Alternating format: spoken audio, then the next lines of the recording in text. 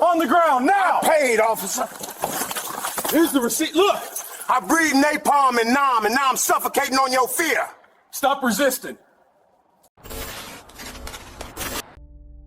Imagine the grainy flicker of a gas station security camera, time-stamped late one humid night in Memphis, Tennessee, back in 2022. The overhead lights cast harsh shadows on the cracked pavement, where puddles of spilled gasoline shimmered like oil slicks under the moon. A battered old Ford pickup pulls up to the pump, its engine coughing to a stop. Out steps a tall, broad-shouldered black man in his late 50s, his face etched with lines from years of hard living, his graying hair cropped short under a faded Vietnam veteran cap. That's Clarence, Big C, Rivers, a name that once commanded respect in the neighborhood bars and VFW halls. He moves with a slight limp, a souvenir from the jungles he'd survived decades ago. But on this night, that limp would become something far worse. Clarence pumps his gas, the metallic click of the nozzle echoing in the quiet. He heads inside the brightly lit convenience store, the bell jingling behind him. The clerk, a wary white guy in his 20s named Todd Harlan, eyes him suspiciously from behind the counter, his pale face tightening as Clarence grabs a pack of Marlboros and a soda. Clarence pays with crumpled bills, gets his change, and tucks the receipt into his shirt pocket. Simple transaction, right? But as he turns to leave, Todd's voice cuts through the air like a knife. Hey, you gonna pay for those smokes, or you think you can just walk out? Clarence freezes, his broad back stiffening. He turns slowly, his dark eyes narrowing under bushy brows. What'd you say? I just paid you, son. Check your register. But Todd's already hitting the silent alarm, his hands shaking, muttering under his breath about these types always trying something. The camera catches it all, the way Todd's gaze darts to Clarence's veteran cap, then away, as if it means nothing. Clarence's voice rises, steady but edged with frustration. I've got the receipt right here. Look, man, I fought for this country. Don't you dare accuse me of stealing. The argument heats up fast. Todd yells back, I saw you pocket M without paying. Lies, pure and simple, born from whatever prejudice bubbled up in that kid's mind that night. Clarence pulls out the receipt, waving it like a flag of surrender, but Todd's not backing down. He's on the phone now, calling the cops, describing Clarence as aggressive and possibly armed. The security footage shows Clarence stepping back, hands raised, his massive frame trying to look non-threatening. But the damage is done. Sirens wail in the distance, growing louder, piercing the night like a bad omen. 8 minutes later, feels like an eternity on that tape. The patrol car screeches into the lot, lights flashing blue and red across the pumps. Out jumps Officer Derek Mallory, a stocky white cop with a buzz cut and a reputation for quick tempers in the precinct. He doesn't ask questions, doesn't check the receipt. He sees Clarence, a big black man arguing with the clerk, and his hand goes straight to his holster. On the ground. Now, he barks, voice laced with authority that brooks no argument. Clarence complies, slowly lowering himself, but not fast enough for Mallory. In a blur, the officer tackles him, slamming Clarence's face first into the pavement. His cheek grinds against the rough asphalt, right into a puddle of leaked gasoline. The fumes burn his eyes, choke his throat. Clarence gasps, his voice ragged. I breathe napalm in Nam, and now I'm suffocating on your fear. The words hang in the air, captured forever on that camera. A veteran's cry against a system that forgot him long ago. Mallory's knee digs into his back, cuffs clicking tight, twisting Clarence's bad leg in the process. Pain shoots through him like fire, but he bites it back, pride holding him together. The footage cuts there, but the questions linger. What drove a simple stop for gas into this nightmare? Was it just a misunderstanding or something deeper, rooted in the city's shadowed history of tension? And as Clarence lay there, face in the filth, did he flash back to the battles he'd already won or lost?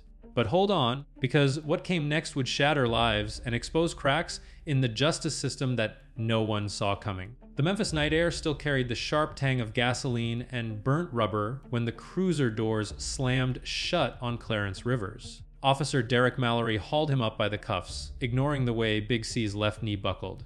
The same knee that had taken shrapnel outside Kassan in '68. Clarence didn't cry out. He'd learned long ago that pain only gets louder if you give it a voice. Instead, he kept his head high, even as the fluorescent lights of the gas station painted ugly purple bruises across his cheekbone where it had kissed the pavement. Inside the cruiser, The vinyl seat was cold against his back. Mallory drove in silence at first, glancing at Clarence in the rear view every few seconds like he expected the old veteran to sprout wings or pull a weapon from thin air. Finally, the officer spoke, voice flat and practiced. "You should have just listened, Pops. Makes it easier for everybody." Clarence stared out the window at the passing neon signs. Liquor stores, check caching places, churches with boarded up windows. Places he'd known since he was a boy running errands for his mama on Beale Street. He answered quietly, almost to himself. "Easier for who, son? Not for me." Back at the precinct on Poplar Avenue, the fluorescent buzz felt like insects crawling inside his skull. They processed him slow, fingerprints, mugshot, the whole humiliating parade. The desk sergeant, a tired-looking black woman named Marla Jenkins, who'd gone to church with Clarence's late sister, looked away when their eyes met. She didn't say a word, but the way her shoulders dropped told the whole story. Even the folks who knew him couldn't protect him tonight. They put him in a holding cell that smelled of bleach and old sweat. Concrete bench, no pillow, no blanket. Clarence sat with his back straight against the wall. Veteran cap still perched on his head because no one had bothered to take it. His mind drifted back, not to Vietnam this time, but to 1974, the year he came home. The year the VA told him his benefits paperwork was lost. The year his first wife left because she couldn't stand watching him wake up screaming every night. He'd rebuilt himself piece by piece, a factory job at the old Firestone plant, night classes, marrying his second wife, Ruth, in '81, raising 2 boys who both made it out of the neighborhood and never looked back. He'd earned every gray hair, every scar, and tonight some kid behind a counter and a cop with an itchy trigger finger decided none of it mattered. Around 3 a.m., they let him make his phone call. Ruth picked up on the second ring, voice thick with sleep and sudden terror. "Clarence. Baby, what happened?" He told her the short version. No need to make her hear the part about his face in the gasoline puddle. She started crying anyway. I'm coming down there right now." He told her no, stay home, he'd be out by morning. He didn't believe it himself, but he said it because that's what a man does. He carries the weight so the woman he loves doesn't have to. Morning came slow. No lawyer appeared. No one read him his rights properly. The charge sheet said, resisting arrest and disorderly conduct. No mention of the receipt still folded in his shirt pocket. No mention of the security footage Todd Harlan, probably already deleted or accidentally, overwrote. When they finally released him on his own recognizance at 11:17 a.m., Clarence stepped out into blinding sunlight feeling 20 years older than when he'd walked into that gas station. He limped the 6 blocks to the nearest bus stop because they'd impounded his truck. Every step sent fresh fire up his leg. By the time he got home, Ruth was waiting on the porch, arms crossed, eyes red. She didn't speak at first, just wrapped him in a hug so tight he could feel her heartbeat against his ribs. Then she pulled back and looked at the swelling on his face. "We're gonna fight this, Clarence." All the way. Yeah. He nodded, but something in his chest felt cracked open. Not just the knee, not just the bruises. Something deeper, the kind of hurt that doesn't show up on X-rays. Word spread fast in the neighborhood. By afternoon, old friends from the VFW were calling. Neighbors were stopping by with casseroles and questions. "You gone sue 'em, Big C? They can't do that to a veteran." But Clarence mostly stayed quiet. He sat on the couch with an ice pack on his knee, staring at the wall, replaying that 8-minute nightmare in his head. And somewhere in the quiet, he started to wonder, was this really about a pack of cigarettes? Or was it about something America still hadn't finished saying to men who looked like him? Because the Bodycam footage Mallory wore that night, it hadn't been turned off, and someone, somewhere, was about to watch it. Type justice in the comments if you believe a man who survived Vietnam deserved better than a face full of gasoline in 2022. Let me know, have you or someone you love ever been treated like they didn't belong somewhere they had every right to be? Drop your city below.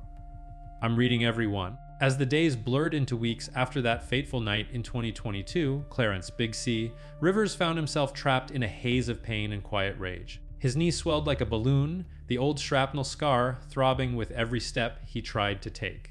Ruth had to drive him to the VA hospital on Union Avenue, where the waiting room smelled of stale coffee and forgotten promises. The doctor, a young Indian guy named Dr. Patel, poked and prodded, muttering about torn ligaments and possible surgery. This didn't have to happen, Patel said, shaking his head at the X-rays. But Clarence just nodded, his mind already drifting elsewhere. How had a routine gas stop turned into this? The answer lay deeper, in the tangled roots of a life shaped by battles he couldn't escape. A flashback to 1967, when Clarence was just 19, fresh out of South Memphis High, drafted into the meat grinder of Vietnam. He remembered the humid jungles of Quang Tri Province, the metallic taste of fear in his mouth as chopper blades thumped overhead. His squad got ambushed one rainy dawn, bullets whizzing like angry hornets, the ground exploding in mud and blood. Clarence dragged his best friend, a kid from Detroit named Leroy, 300 yards through the underbrush, shrapnel tearing into his knee like hot knives. Leroy didn't make it. Clarence did, earning a Purple Heart and a ticket home. But home wasn't the same. White folks clapped him on the back at the airport, called him a hero, then crossed the street when they saw him in civilian clothes. "Welcome back, boy," one cop sneered during a traffic stop in '69, right there on Crump Boulevard. That was the first trigger, the seed of distrust planted deep. By the '80s, Clarence had buried it under layers of hard work. He punched the clock at the cotton mill off Lamar Avenue, sweat soaking his shirt in the Memphis heat that could melt asphalt. Nights, he'd sit on the porch with Ruth, listening to the cicadas scream, sharing dreams of a better life for their boys. But the mill closed in '92, shipped jobs overseas, leaving Clarence scrambling. He took odd jobs, security guard, mechanic, always one paycheck from the edge. The VA checks helped, but the nightmares never stopped waking up gasping, smelling napalm that wasn't there. Ruth held him through it, whispering, "You're home now, baby. You're safe." But was he? The system that sent him to war forgot him fast, denying claims for PTSD treatment because paperwork issues. Another trigger, stacking like dry tinder. Fast forward to 2022, and those old wounds festered under the surface. Clarence wasn't just stopping for gas that night, he was running low on everything: patience, dignity, hope. The neighborhood had changed gentrification, pushing in from downtown, new faces eyeing old residents like intruders. He'd heard stories at the VFW, veterans pulled over for driving while black, clerks calling cops on nothing but suspicion. "It's like we're still in the jungle," one buddy grumbled over beers, "only now the enemy wears badges." Clarence laughed it off then, but deep down, it gnawed at him. That night, when Todd Harlan accused him, it wasn't just about cigarettes. It was every slight, every sidelong glance, every door slammed in his face since '74. His internal voice screamed, "You've earned your place here. Don't let them take it." But the real trigger? Officer Mallory. Clarence later learned, from whispers in the community, that Mallory had a history. Complaints filed, investigations swept under rugs. A white cop from the suburbs, patrolling South Memphis like it was enemy territory. His Bodycam footage, leaked somehow to a local activist group, showed it all: the tackle, the knee in the back, Clarence's plea about napalm. But why the rush to violence?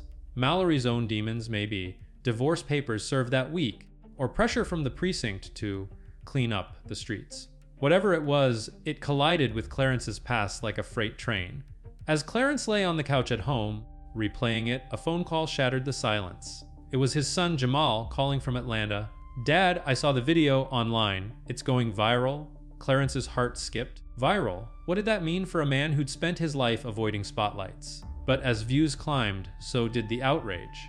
Protests brewing outside the precinct. Hashtags like "Fay Justice for Big C" trending in Memphis circles. Yet Clarence felt no relief, just a growing storm inside. Because buried in that footage was something no one expected: a second angle from the gas station camera, showing Todd Harlan pocketing extra cash from the register earlier that night. Was the accusation a deflection, a cover-up? The pieces were falling into place, but the puzzle was darker than anyone imagined. And as investigators started knocking on doors, a twist emerged that would flip the whole story on its head. The tension in Memphis thickened like the humid air before a storm, as the Bodycam footage from Officer Derek Mallory's vest began to circulate in late 2022. It started as a whisper, a leaked clip shared among activists in the Soulsville neighborhood, then exploding onto social media like wildfire. But to understand the full escalation, you have to rewind to that gas station lot, frame by frame, through the jittery lens of the security camera and Mallory's Bodycam. What unfolded in those 8 minutes wasn't just an arrest, it was a powder keg igniting, step by step, fueled by fear, prejudice, and a veteran's unyielding pride. It began at 11:47 p.m., the timestamp glowing in the corner of the grainy feed. Clarence, Big C, Rivers, his 58-year-old frame filling the doorway of the convenience store, had just paid for his Marlboros and soda. The receipt crinkled in his pocket as he pushed the door open, the bell tinkling innocently. But inside, Todd Harlan's face twisted, pale skin flushing red under the fluorescent bulbs. The camera caught his mutter, "Not on my watch." He slapped the silent alarm, his fingers trembling on the red button hidden under the counter. Why? Later investigations would hint at Harlan's own sticky fingers, pocketing small bills from the till, but in that moment, it was pure suspicion zeroing in on the black veteran with the limp. Clarence stepped out into the night, the cool breeze carrying the scent of rain, soaked asphalt, and distant barbecue smoke from a late night joint down the block. He paused by his truck, fishing for his keys, when Harlan burst through the door. "Hey, thief, get back here!" His voice cracked high, echoing off the pumps. Clarence turned, confusion etching his weathered face, deep brown skin marked by faint scars from long ago battles. "What the hell? I paid you." He pulled the receipt, holding it up like evidence in a courtroom. The paper fluttered in the wind, but Harlan wasn't looking. "I saw you stuff M in your pocket. Cops are coming." The argument ramped up quick. Clarence's voice boomed, deep and resonant from years of commanding respect in VFW halls. "Check the damn register. Boy! I've got proof right here." Sensory overload hit, the hum of the neon sign buzzing overhead, the sharp sting of gasoline fumes wafting from a nearby spill, the distant wail of sirens slicing through the quiet. Harlan backed up, phone in hand, yelling into it. Yeah, big guy, aggressive, might be armed. Lies that painted Clarence as the monster. Big C's heart pounded, adrenaline surging like it did in Nam, that old fight, or flight kicking in. But he raised his hands, palms out, trying to de-escalate. "Easy, son, I'm a vet. Fought for this country. Don't do this." Sirens grew deafening, blue and red lights strobing across the lot. At 11:55 p.m. Mallory's cruiser skidded in, tires screeching on wet pavement, spraying gravel like shrapnel. The officer leaped out, boots thudding heavy, hand on his Glock. Bodycam activated with a beep, capturing his barked command. "Hands where I can see, On the ground? Now." Clarence complied slowly, his bad knee protesting with a sharp twinge, but Mallory saw hesitation as threat. "I said now." In a flash, he charged, slamming into Clarence like a linebacker. The impact jarred Big C's bones, his breath whooshing out as they hit the ground. The footage shook wildly, Mallory's knee grinding into Clarence's back, the veteran's face pressed into that gasoline puddle. Cold liquid soaked his cheek, burning his nostrils with chemical fire. He gasped, tasting oil and dirt, his mind flashing to napalm rains in the jungle. Flames licking at his skin back then, suffocation now. "Get off me! I can't breathe," Clarence roared, voice muffled but fierce. Mallory twisted the cuffs on, metal biting into wrists, yanking Clarence's arms back. Pain exploded in Big C's shoulder, an old rotator cuff injury flaring white hot. "Stop resisting," Mallory shouted, though the cam showed no fight, just a man enduring. Harlan watched from the doorway, smirking faintly, the camera catching his whisper. "Told ya." But Clarence's cry cut through. "I breathe napalm in Nam, and now I'm suffocating on your fear." Words that echoed with raw emotion, anger boiling over decades of slights, fear twisting his gut as dignity drained away like the gasoline pooling around him. The peak hit when Mallory hauled him up, Clarence's knee buckling with a sickening pop. Agony ripped through him, tears stinging his eyes not from weakness, but from the sheer injustice. "You broke me, you bastard," he muttered, low enough the mic barely caught it. The cruiser door slammed at 11:55 p.m., ending the clip. But the escalation didn't stop there. It rippled out, igniting community fury. As the video spread, questions exploded. Why no questions asked? Why the immediate takedown? And hidden in the frames, a glitchy second where Harlan glanced at the register, nervous. Was this profiling or something more sinister? The storm was just beginning, with revelations that would expose rot at the core. If this escalation boils your blood like it did mine, smash that like button and subscribe for more true crime tales from the shadows. Type "system failed" in the comments if you think racial bias turned a vet's night into hell. What's the worst injustice you've seen in your city? Share below. I'm replying to the best ones. The chaos erupted like a dam breaking in the hours and days following Clarence, Big C River's brutal takedown at that Memphis gas station back in 2022. The bodycam footage, leaked by an anonymous whistleblower from inside the precinct, hit social media at dawn the next morning, spreading faster than the Mississippi River in flood season. Views skyrocketed, first hundreds, then thousands, igniting a firestorm that scorched everyone involved. Clarence himself didn't see it coming. He was at home, propped up on the couch with his leg elevated, ice pack melting against his swollen knee, when Ruth burst in from the kitchen, phone in hand. "Clarence, look at this. It's you. It's everywhere." He watched the clip on her screen, his stomach twisting as the shaky video replayed the tackle, the gasoline puddle, his own voice crying out about napalm and fear. Shame burned hotter than the pain in his leg. "Turn it off," he muttered, but it was too late.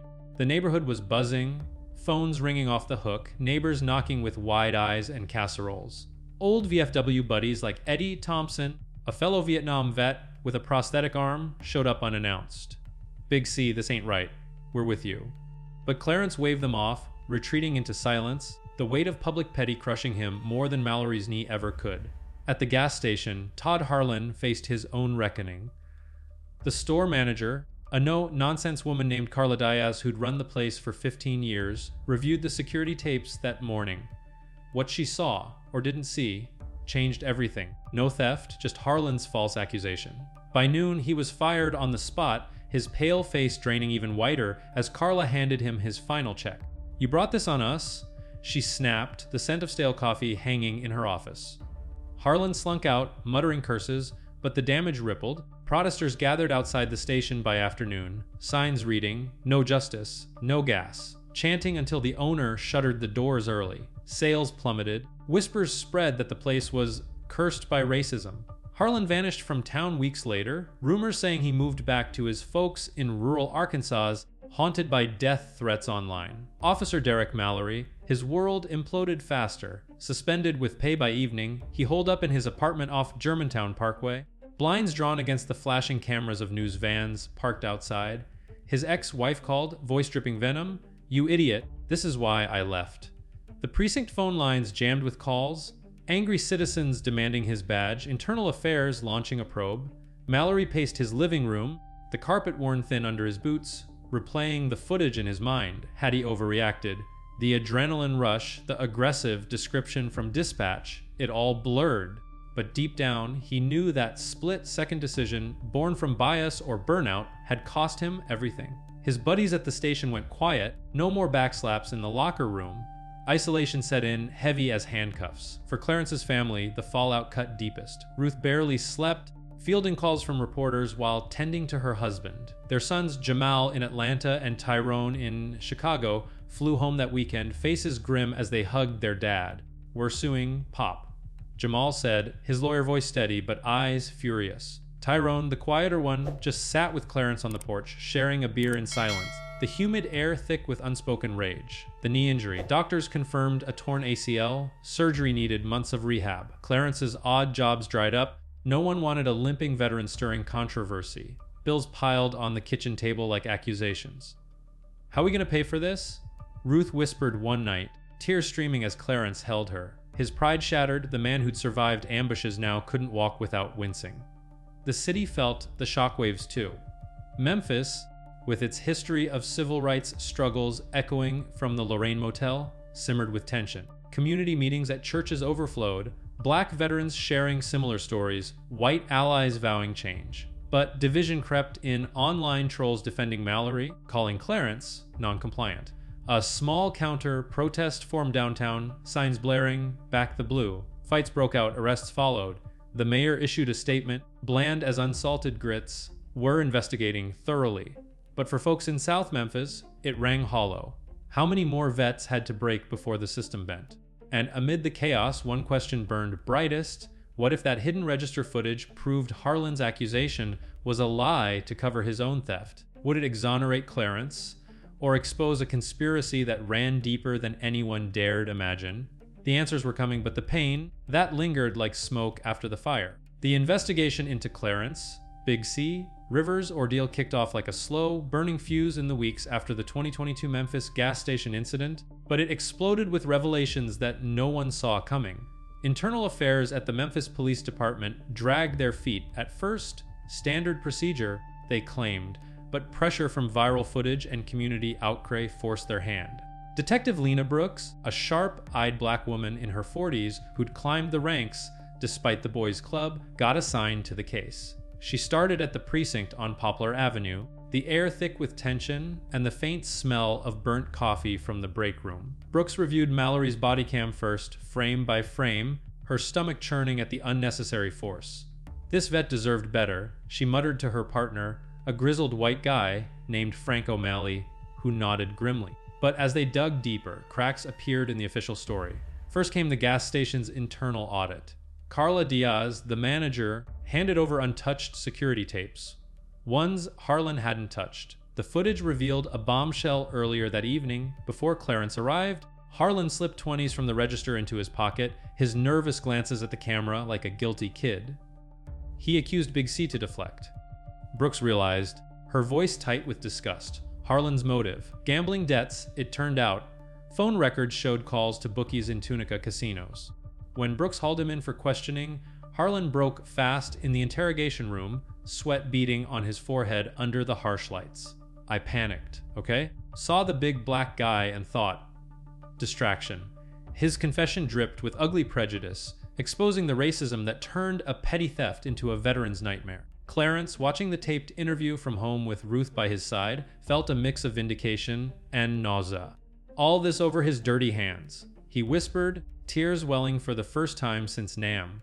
But the twists didn't stop there. Digging into Officer Mallory's record uncovered a pattern. 5 prior complaints of excessive force, all against black suspects in South Memphis. One from Twanzadilai. A traffic stop gone wrong, a young father left with a broken arm. Swept under by the union, but Brooks connected dots. Mallory's personnel file showed counseling for anger issues after his divorce, and dashcam audio from other stops revealed slurs muttered under his breath. Systemic rot, Brooks told the DA, her report stacking evidence like ammunition. Yet the real gut punch came from an unexpected source, a whistleblower cop, anonymous at first, who slipped Brooks a tip. Mallory and Harlan, they'd crossed paths before at a local bar where off-duty officers hung out. Grainy phone video showed them sharing drinks months earlier, Harlan bragging about handling shoplifters. Was it coincidence or collusion? Brooks' heart raced as she pieced it. Maybe Harlan called Mallory specifically, knowing he'd back the play. Clarence's emotions swirled in the storm. Nights, he'd lie awake, the phantom burn of gasoline in his nose, rage boiling at a system that protected the wrong people. I fought for freedom, he told Ruth one dawn, voice cracking, but where's mine? Hope flickered too. Community support poured in fundraisers at the VFW, raised cash for his surgery. Strangers sent cards quoting his napalm cry as a rally call. But despair hit hard when doctors said the knee damage might be permanent, no more long walks with grandkids. Jamal, his son, flew in again, poring over legal docs. We're building an airtight case, Dad. Civil suit, maybe criminal charges. Clarence nodded, but inside doubt gnawed. Would justice ever catch up? As Brooks presented findings to the grand jury in early 2023, another twist dropped like a hammer. Forensic analysis of Mallory's body cam showed tampering. Audio glitches where commands might have been edited. Who covered it up? Fingers pointed up the chain to a sergeant with ties to the old guard. The revelations deepened the wound, exposing not just individual bias, but a web of protection that let good men like Clarence suffer. Emotions peaked at a town hall, veterans in tears, families shouting for reform, Clarence himself speaking from a wheelchair, voice steady but eyes fierce. I survived the jungle. Don't let this city become another one. The investigation closed doors, but opened wounds wider, setting the stage for a reckoning that would echo through Memphis for years. Let me know in the comments. Have you ever uncovered a hidden truth that changed everything in a case like this? Type, twist. If these revelations shocked you as much as they did me, what would you do if you were Detective Brooks? Share your thoughts below. The gavel fell with a resounding crack in the Shelby County Criminal Court back in early 2024, sealing the fate of those entangled in Clarence, Big C, Rivers' nightmare from that 2022 Memphis gas station stop. The trial had dragged on for months, a grueling spectacle that gripped the city like a vice. News crews camped outside the courthouse on Washington Avenue, protesters chanting under the shadow of the Mississippi River bridges. Detective Lena Brooks' evidence laid it bare: Harlan's theft confession, Mallory's tampered body cam, the web of bias and cover-ups. But justice, as it often does in America, came bittersweet, laced with compromises that left scars deeper than Clarence's ruined knee. Todd Harlan took the stand first, his once smug face hollow under the courtroom lights that buzzed like angry bees. He pled guilty to falsifying a police report and petty theft, dodging harder charges through a deal that smelled of backroom handshakes. Sentenced to 2 years probation and community service, scrubbing graffiti in South Memphis parks, he slunk out a free man, though the stigma clung like gasoline fumes. He got a slap on the wrist. Clarence muttered to Ruth during recess, his voice thick with disgust. Harlan's life unraveled anyway, jobless, shunned. He faded into obscurity, a cautionary tale whispered in convenience stores across Tennessee. Officer Derek Mallory faced the fire next. Charged with assault and evidence tampering, he sat rigid in his suit, buzz cut glistening with sweat as Brooks testified. The jury, a mix of black and white Memphians, veterans among them, watched the footage again, Clarence's napalm cry echoing in the silent room. Guilty on both counts. The judge, an older white man with a drawl like molasses, handed down 5 years, suspended to 3 with parole. Mallory lost his badge, his pension a fraction of what it could have been. He appealed, of course, but by mid-2024, the case closed, his family packing up for a quiet life in the suburbs. He'll never wear a uniform again, the DA announced, but Clarence saw it for what it was: a system protecting its own, even in defeat.